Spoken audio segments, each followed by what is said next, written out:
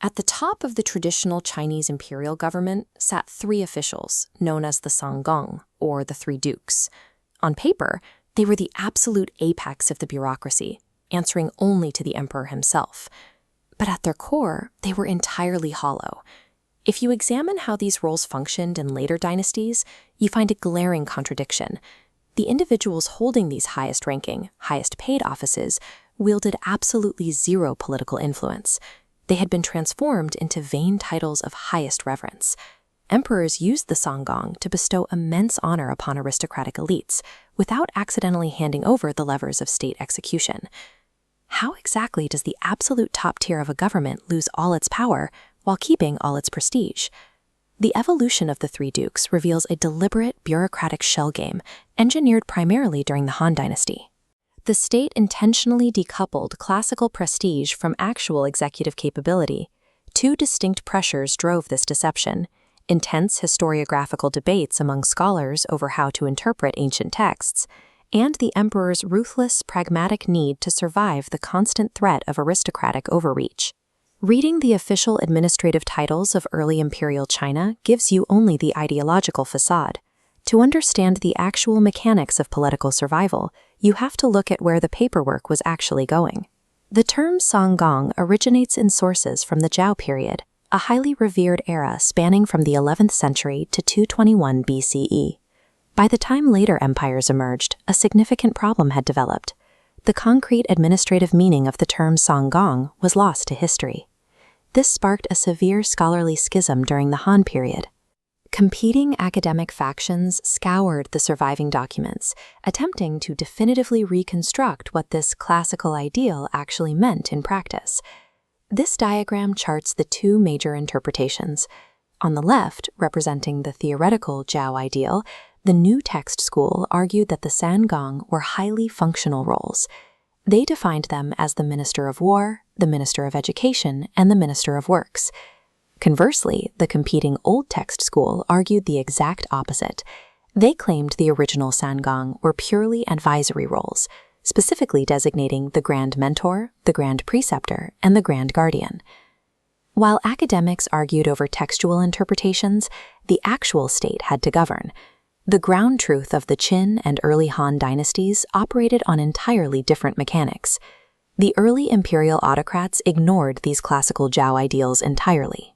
They centralized state power into three highly functional empirical executive roles: the counselor-in-chief, the censor-in-chief, and the highest military commander, the defender-in-chief. Because these three specific men held the actual levers of central power, they were often colloquially and informally referred to as the Sanggong. This created significant political friction. The imperial government functioned efficiently, but it failed to match the sacred, classical texts that provided the dynasty with its underlying moral legitimacy. The early emperors deliberately prioritized raw, empirical administrative control over classical correctness.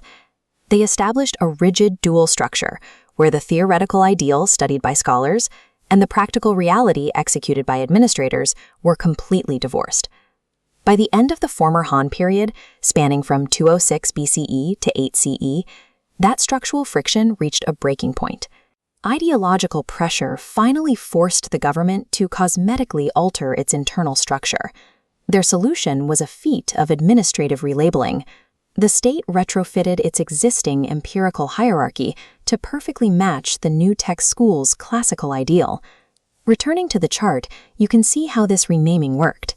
The active executive role of censor-in-chief was rebranded with the classical title Grand Minister of Works. Simultaneously, the counselor-in-chief was rebranded as the Grand Minister of Education. On paper, the central government now looked exactly like the sacred, ancient Zhou model. The state had achieved perfect classical legitimacy without firing a single administrator. But this classical correction was an illusion. The newly named dukes holding these ancient titles were actually no longer the most powerful men in the room. The true center of power at the end of the former Han had shifted to the Dasima Gajiangjun, or the General-in-Chief. Often acting as a regent for infant emperors, the General-in-Chief wielded ultimate military and political control. This single office completely overrode the authority of the newly christened Sanggong, cutting them off from direct imperial command. Conferring sacred ancient titles upon civilian administrators was actually a highly effective mechanism of distraction. It focused the scholarly class on classical victories while masking the raw, militaristic centralization of power occurring directly above them.